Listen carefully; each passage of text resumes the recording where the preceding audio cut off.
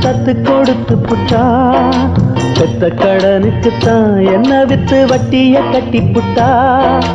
பிள்ளையின் மனசு பித்தாச்சு, இங்க பெத்தவ மனசு கல்லாச்சு. இன்னொரு மனசு என்னாச்சு, அது முறிஞ்சு போன வில்லாச்சு. பெத்து எடுத்தவதான் என்னையும் தத்து கொடுத்து புட்டா, தத்து கொடுத்து புட்டா.